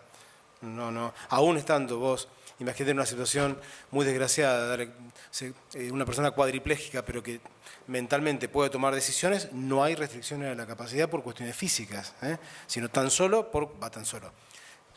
únicamente por cuestiones vinculadas a la salud mental. Si la persona puede comunicarse con el exterior y tomar decisiones, no se pueden hacer restricciones a la capacidad. Tiene que haber habido ahí seguramente alguna consecuencia. Exacto, pero claro, logró, digamos, el restablecimiento pleno, digamos, de las facultades, entonces, claro, bueno, se le dio el cese, sí, digamos. Sí, hubo también, por ejemplo, algunas situaciones, cuando en el 2015 sale el nuevo Código Civil y Comercial, de personas que tenían declaraciones de incapacidad que instaron la restricción a la capacidad. Eso también se ha dado y se puede seguir dando, digamos, ¿no? De personas que de alguna forma van adquiriendo mayor cantidad de derechos a través de pasar de una declaración de incapacidad a la restricción a la capacidad. Bien. Y después está el tema de la autorización para percibir haberes, que no sé si se lo... Bueno, ahora vamos a eso, y el tema de rendición de cuentas. ¿Sí? Eso ya lo delineamos todo, al Ministerio Público y todo eso. Ah, pensé que lo iba a... Bueno. Dale, no, ahora con ella venimos a ir, porque le vamos a darles unos minutos para que planteen una situación particular, digamos, ¿no? Bueno, no, el tema de... Sí. En la situación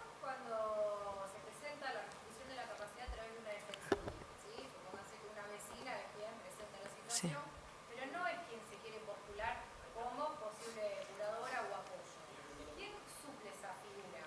Bien, lo que nos está preguntando es un tema, sea como sea, si sea por defensoría o no sea por defensoría, cuando vos te encontrás... ¿Cómo? ¿Cómo? El curador ejerció violencia y hay que sacarlo al Sí. Bueno, por darle, la situación general es una persona que tiene una restricción a la capacidad, una declaración de incapacidad y no tiene a quién recurrir para que sea apoyo ni sea curador. Bien.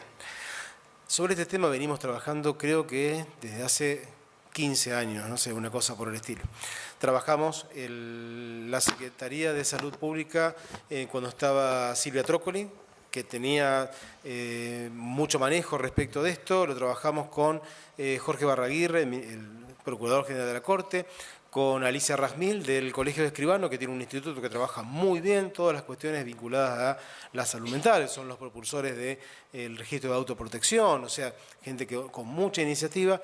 Lo trabajamos con el Colegio de Abogados, con lo que los distintos institutos de salud mental del Colegio de Abogados, intentando buscarle la vuelta a alguna forma de proveer, entre comillas, personas que se hagan cargo de las situaciones de personas con restricción de la capacidad, con declaración de incapacidad, que no tiene quien haga esa tarea, que no es el representante legal, viejo curador ad litem, porque eso es tan solo para el proceso, sino que alguien que tiene que estar en lo cotidiano con esa persona. Propusimos una diversidad de cosas, entre ellas las fundaciones tutelares tipo España, bueno, distintas alternativas, hasta se llegó a trabajar con el Ministerio Público algún tipo de reglamentación para proveer esto y la verdad nada tuvo demasiado éxito que digamos. Entonces, todas las respuestas que se dan a esos casos, que es cierto, son pocos, no son muchos, pero para esa persona es el mundo, digamos, ¿no? Lo que le está pasando es terrible. Las respuestas que se siguen dando son de carácter totalmente artesanal, a punto tal que ha habido defensoras generales, recuerdo una en particular, del tribunal, que de hecho se encargaba de la persona que ella tenía como representante complementaria. Entonces iba, pagaba las cosas, pagaba el alquiler, le compraba los pañales, le llevaba... Pero ¿se entiende esto? O sea, esa no es la función de esa persona. Esa persona da esa respuesta por el motivo que vos quieras, por solidaridad, por lo que vos quieras, pero no es la respuesta institucional que tiene que tener esa problemática. Hasta ahora siempre se le ha encontrado salidas artesanales, ¿sí? Buscando, con los mismos funcionarios públicos, ¿no? Decir, bueno, a ver, genial, ¿qué vamos a hacer con esto? Y bueno, vamos a ir a la Dirección de Vivienda para ver si tiene alguna vivienda en algún lugar donde lo podamos llevar. Entonces vamos a hablar con fulano para que fulano vaya y en tales horas esto se hace, pero no es la respuesta institucional. La verdad...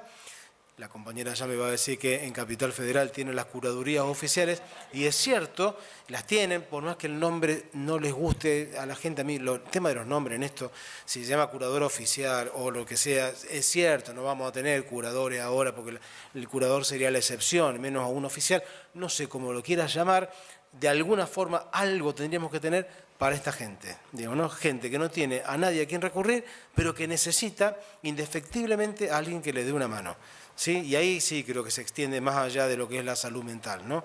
En esto creo que abarca especialmente a la ancianidad, cosa que se ve en forma cotidiana, gente que llega a mucha edad, muchos años, se ha quedado sin amigos, se ha quedado sin parientes, se ha quedado solo y en su gran mayoría termina dependiendo de la solidaridad barrial, que sigue existiendo por suerte, digamos, ¿no? Porque si no toda esa gente quedaría a la deriva. Pero la respuesta es bastante cruda, pero es así.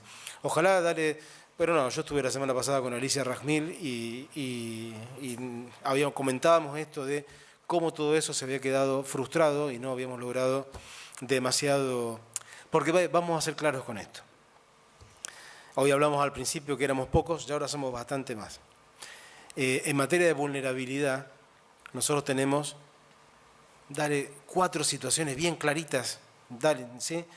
La situación de la mujer, la situación de los niños, la situación de los ancianos y la situación de las personas con problemas de salud mental. Hago un reduccionismo total del tema, disculpen, es tan solo para hacer ejemplos. ¿La situación de la mujer está visibilizada? Sí, por supuesto. ¿Falta mucho? Sí, por supuesto. Pero que está visibilizada, está visibilizada. A ver, comparo con mi infancia respecto a cómo era la situación de la mujer. Estaba hablando de hace 50 años atrás, respecto de lo que soy, no tiene absolutamente nada que ver, amén de todo aquello que falta, ¿no? y vuelvo a hacer acá un reduccionismo, porque nosotros muchas veces vemos esta situación de la mujer desde la perspectiva de una persona de clase media, ¿sí? Y que vive en la ciudad de Rosario.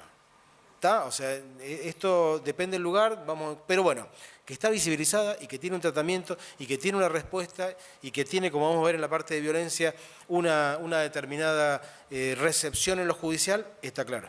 El tema de los niños, sí, está visibilizado. Pero guarda, que como en el tema de la mujer, depende cómo lo miremos, ¿no? O sea, porque estamos bien, hay una ley, hay una convención, todo lo que vos quieras, está la Dirección de Niñez, está la Ley de Protección Integral, está la respuesta del Poder Judicial. Tenemos un montón de elementos dando vuelta por acá. Pero una cosa es un niño y otra cosa son otros niños, digamos, no son todos los niños exactamente iguales. Y no nos encontramos en la misma situación ante 4 chicos que fueron abandonados por su madre, imagínate que sería la cosa más terrible que puede llegar a esa situación. Con esos mismos 4 niños sí fueron y asaltaron una determinada cosa o hicieron una determinada otra, digamos, ¿no? O si se encuentra con esa misma madre cuidándolo o mirándolo en la esquina del coso, limpiando los vidrios o vendiendo pañuelitos descartables o lo que sea, no concebimos de la misma forma que si nosotros tenemos 2 o 4 niños que nadie quiere en adopción y salimos a pedir públicamente y todo el mundo se rasga las vestiduras y dice, mirá, esos pobres 4 niños, no es exactamente igual cada una de las situaciones.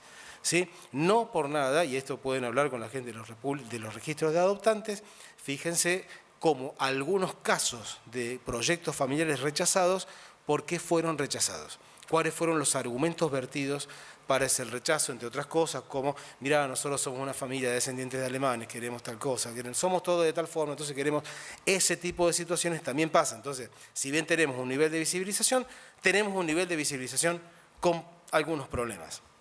En el caso de la salud mental, la visibilización es un poquito menor, ¿no? Venían mujeres, niños, salud mental. Bastante complicado, muy interesante en tanto en cuanto no te pase. ¿Sí? En tanto en cuanto te pasa, la cosa ya empieza a ser bastante diferente.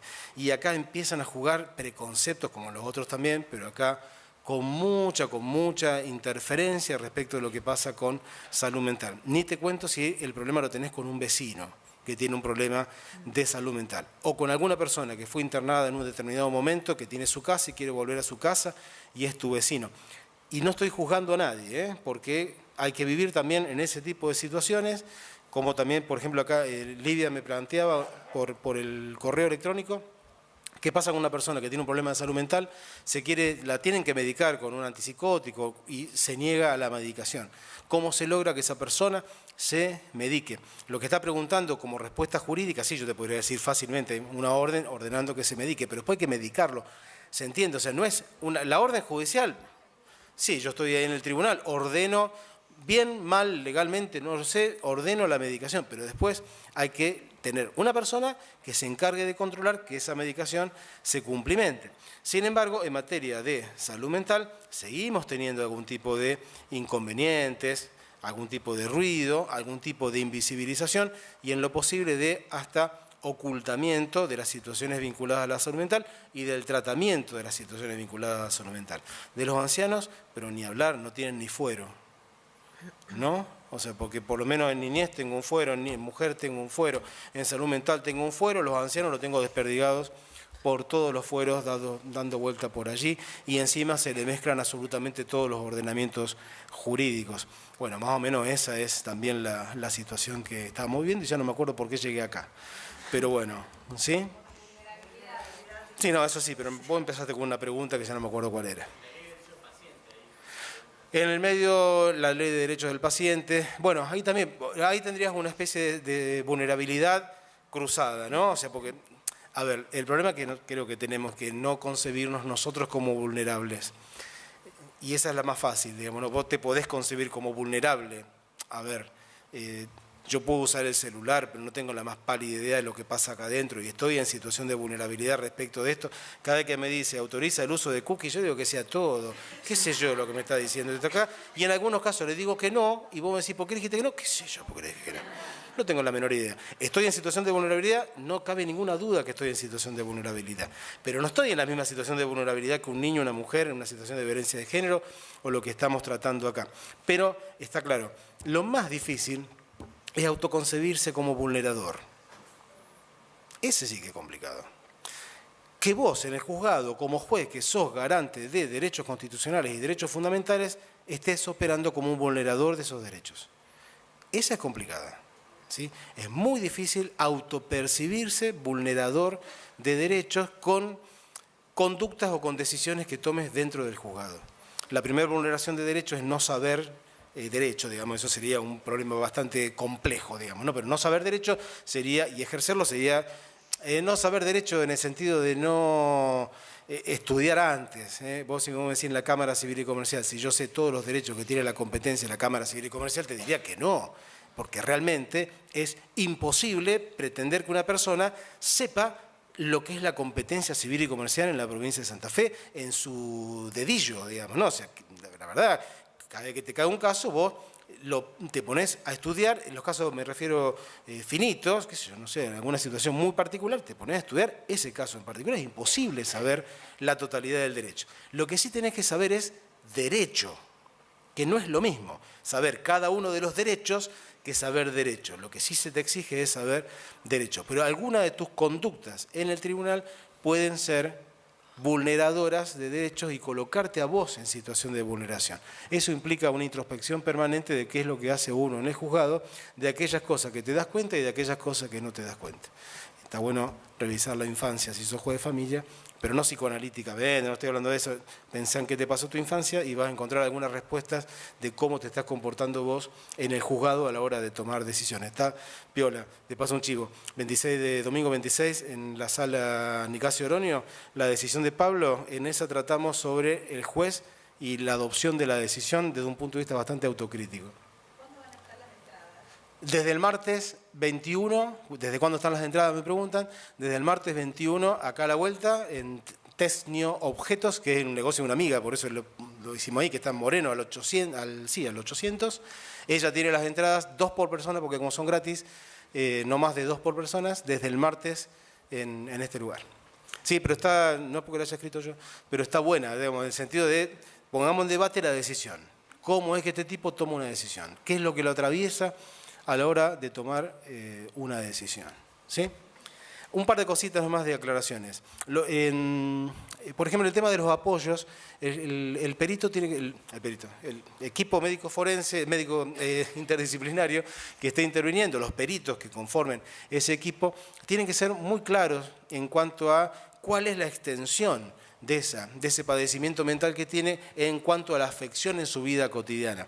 Y en eso nosotros tenemos que tener muy claro que el apoyo es también, el vocablo apoyo es multívoco, porque a veces es usado por la ley como apoyo terapéutico, que es una cosa, que no es el apoyo jurídico vinculado a la capacidad del cual nosotros estamos hablando, ¿sí? Una cosa es el apoyo terapéutico y otra cosa es el apoyo vinculado a la capacidad. Y este apoyo, que siempre opera en restricciones a la capacidad, puede a su vez conducirse como meramente asistente o como representante. Entonces, si opera como asistente, por ejemplo, a la hora de firmar una escritura pública, imagínate que el médico forense dice no puede hacer actos de disposición mayores a tanta cantidad de pesos y va a hacer una escritura pública traslativa de dominio, si firma solamente la persona cautelada, vamos a llamarlo así, horrible, va a ser inválido, o sea, va a ser insuficiente. Tiene que venir el apoyo asistente a firmar a su lado. Pero si es un apoyo representante, firma por sí mismo, sin necesidad que esté firmando la persona. El código lo llama el interesado. Tampoco está muy piola la palabra esa, ¿no? Sí.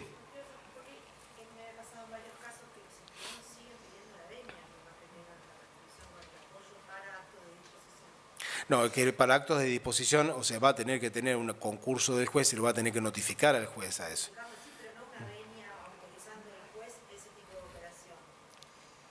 El de actos de disposición, lo va a tener que autorizar el juez un acto de disposición.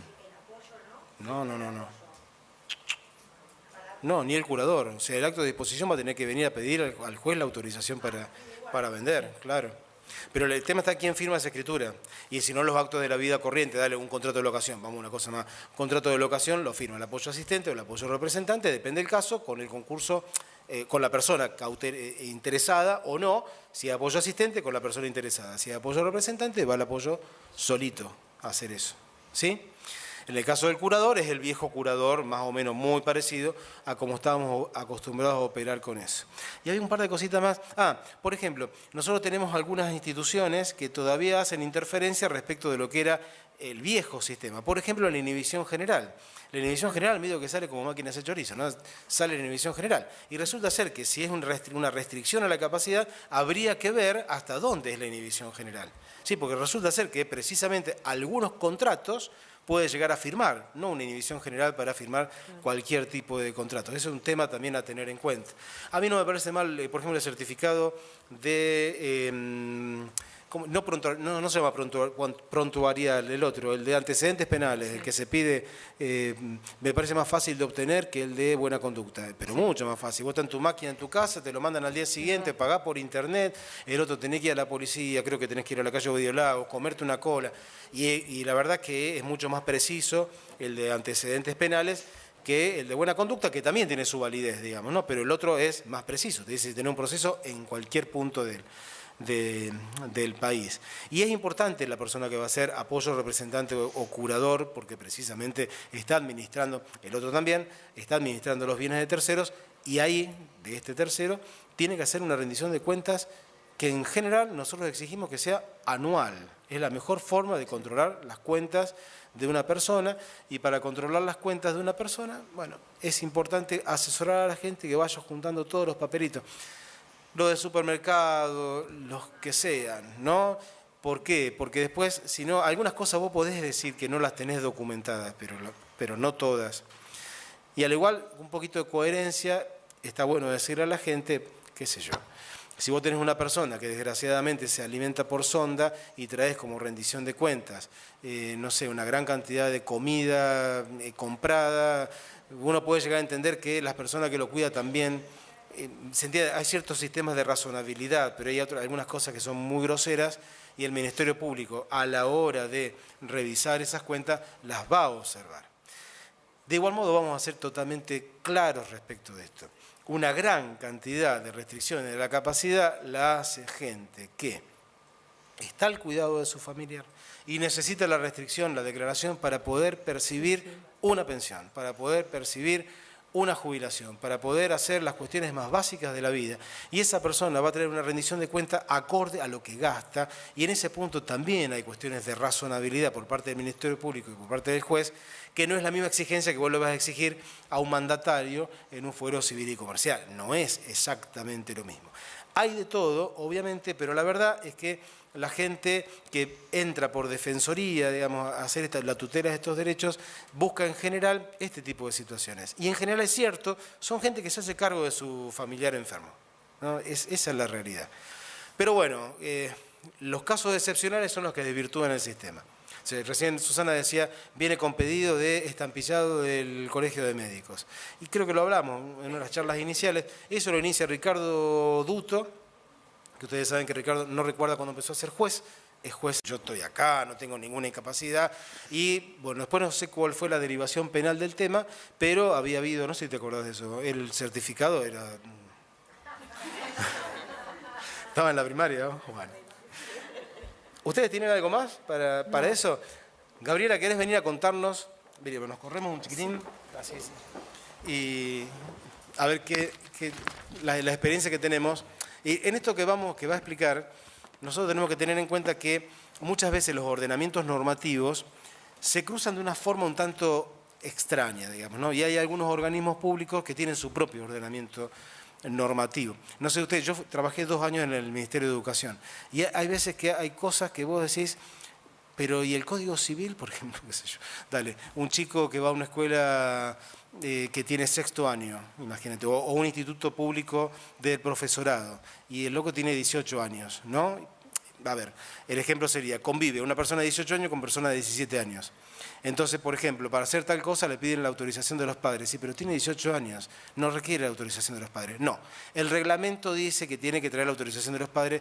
Te hace un ejemplo sonso, ¿no? Como para ubicarlo, no digo que esto sea estrictamente así. Pero te pone por adelante el reglamento por encima del Código Civil y Comercial. Entonces, el reglamento dice que tiene que traer el certificado de los padres. Pero tiene 18 años, ¿qué certificado de los padres? Tiene que traer el certificado de los padres, y es más fácil, y eso lo sabemos los abogados muy bien, que siempre es más fácil cumplir aquello que es un requisito burocrático sin sentido que oponerte al cumplimiento, porque vos lo cumplís y más si tenías que tener certificado y que siga para adelante la cosa. No sé si es exactamente así, pero que hay veces hay interpretaciones de la ley en función de los reglamentos que no se entiende. Dale. Buen día. Anda. Ahí estamos.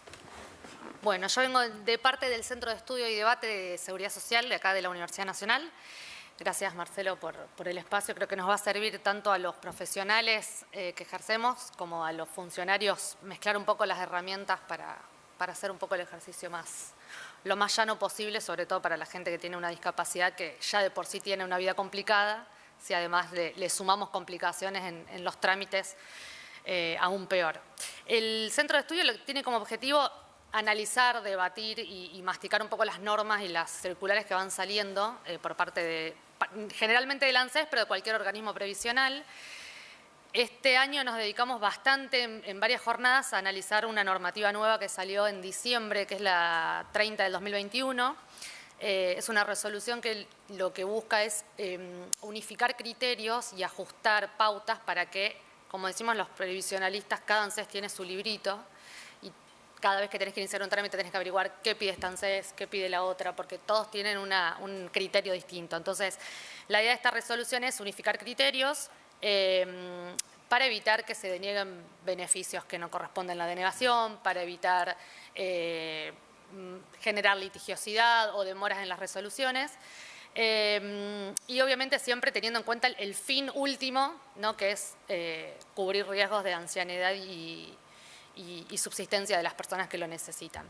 Esta resolución, si bien tuvo varios cambios en las pautas, hay un artículo particular que es el que creo que más tiene que ver con lo que estamos hablando hoy, que lo que hace es incorporar un artículo que lo que establece es que se va a eximir, en los casos en que nosotros solicitamos las pensiones, tanto derivadas o directas, de hijos mayores con discapacidad, se nos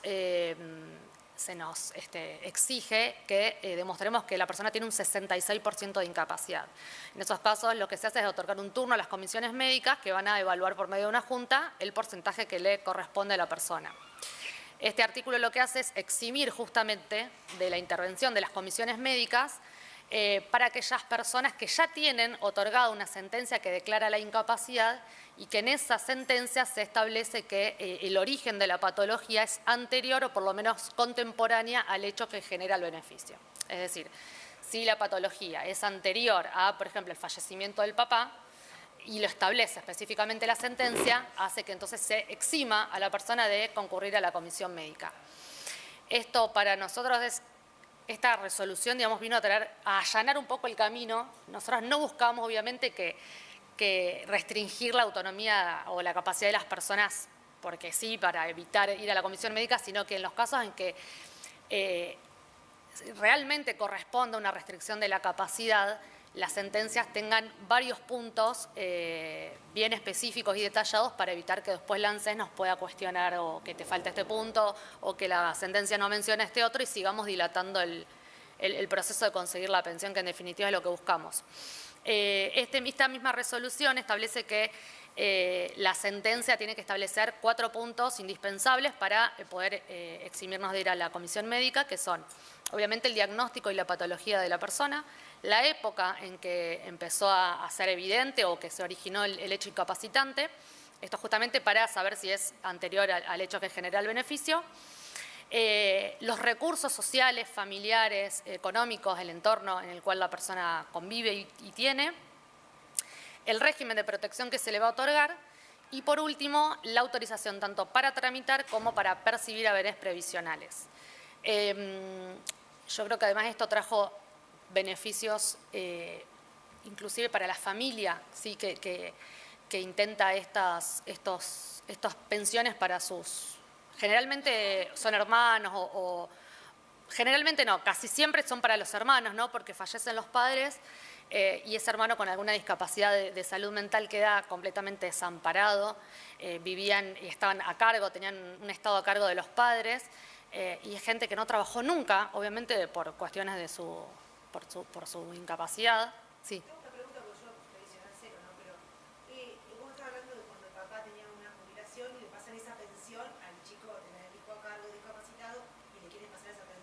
Exacto. la sentencia, o sea, lo que se pide la restricción de capacidad en el tribunal y ahí para recibir los haberes, ¿cómo sería? Bien, paso a...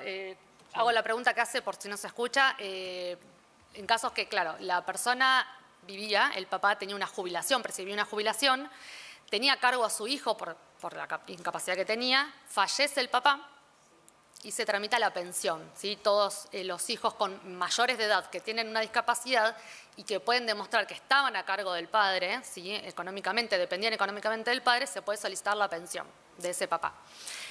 Antes de esta resolución que salió en diciembre, vos iniciabas la pensión, ¿sí? Y te enviaban a la comisión médica. La comisión médica generalmente, lo hablamos con Víctor antes de ingresar, en las incapacidades físicas es mucho más objetiva para evaluar porque la historia clínica es mucho más fácil de diagnosticar o de establecer un porcentaje. Y las incapacidades de salud mental me parece, no sé si, me atrevo a decir esto, no sé si son tomadas más a la ligera o son un poco más difíciles de demostrar, que generalmente establecen, la ley misma establece que si el médico que le tocó en la junta médica no está capacitado para la patología que se presenta, se haga un estudio complementario.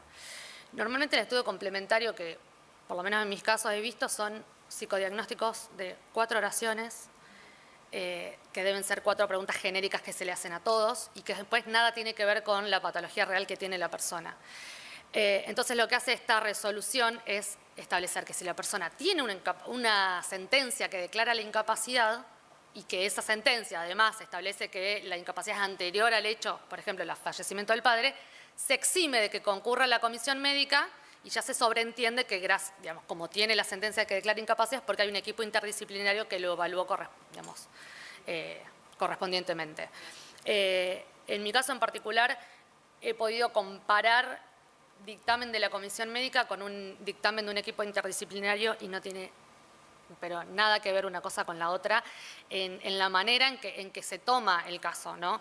He visto dictámenes que, bueno, tengo un caso en particular que por eso a veces me intensifico cuando hablo de esto porque me tocó muy personal un caso que tomé y me violenta un poco ver las injusticias que están pasando estos. Son unos mellizos, a veces voy a decir chicos porque la hermana lo trata como chicos, pero son gente de 60 años, con un retraso mental grave, perinatal, del parto mismo, y los dictámenes médicos fueron copiados y pegados, y ellos fueron a comisiones médicas con distintos, uno un día y otro a los 15 días, y vos comparás los dictámenes y son copio-pego, le cambiaron el DNI y el nombre, como si fuesen personas idénticas. Confunden, por ejemplo, diciendo que pidieron el beneficio de la mamá, cuando en realidad el que falleció es el papá. O sea, te da cierta cuestión de que está tomado con alguna desidia, ¿no?, la evaluación.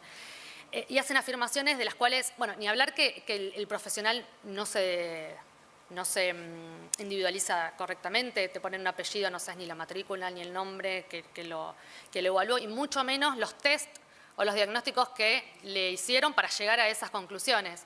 He leído en estos casos, por ejemplo, de los mellizos, que establecen y afirman que la persona sabe hacer cuentas matemáticas, que conoce el valor del dinero, que tuvo un trabajo y decidió dejarlo, y cuando vos hablás con la hermana y dice, jamás supo hacer una cuenta matemática, no conoce, me ha contado, y por suerte no veo ningún colega conocido que me va a decir otra vez trayendo el tema a colación, pero la hermana misma me ha dicho, ha gastado 12.000 pesos en comprar alfajores acá en la esquina, y en la comisión médica me están diciendo que conoce el valor del dinero.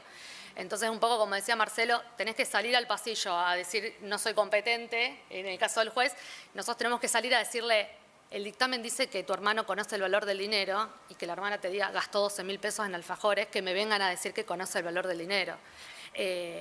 O que tenía trabajo y lo dejó, cuando en la realidad era un taller municipal de jardinería para esparcimiento y no obtenía remuneración alguna por eso. Y a diferencia de los equipos interdisciplinarios que sí se plantean en los procesos de restricción de curatela, que están comprendidos por asistentes sociales, psicólogos, psiquiatras o médicos neurólogos, dependiendo de la patología, hemos visto dictámenes realmente acordes a la realidad. Establecen que no conoce el valor, por ejemplo en estos casos, no conoce el valor del dinero, es la hermana quien tiene que identificarle qué colores de cada billete tiene que darle al kiosquero, nunca trabajó, no percibió remuneración por las actividades que realizaba, sino que era de simple esparcimiento. Entonces es ahí donde realmente te das cuenta que se toma de otra manera la evaluación acorde realmente a la realidad. Y es por eso que la sentencia después, si es que el equipo interdisciplinario aconseja la curatela, teniendo la sentencia que lo declara incapaz, la Administración Nacional te exime de ir a la comisión médica, que por lo menos para el familiar, incluso el incapaz que a veces no entiende siquiera lo que le estás tramitando, es una ventaja porque realmente lo van a evaluar como corresponde y dándole el lugar que amerita y no un formulario medio prearmado como a veces pueden llegar a tener las comisiones.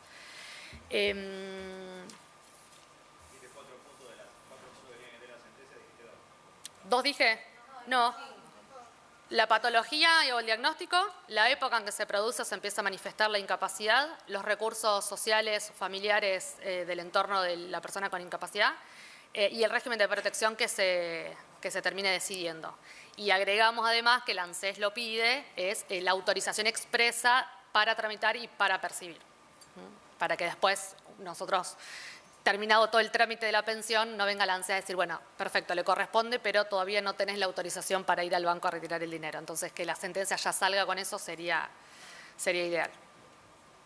No sé si hay... Sí, no, lo que nosotros nos llevamos, si bien es un tema que ya habían venido la gente del Centro de Estudios para hablar sobre esto, es a los proveyentes de los juzgados de familia para tener en cuenta estos aspectos que la verdad, si bien podríamos contestar que en algunos casos el Código Civil y Comercial no lo está exigiendo, tampoco es algo que sea tan complicado de poner, digamos, ¿no? O sea, por ejemplo, el diagnóstico está, la época para la cual se produjo está, y hay que ponerlo por otra parte, porque tiene implicancias no solamente para ANSES, sino para los actos jurídicos que pueden ser nulos, anulables, o sea, eso está.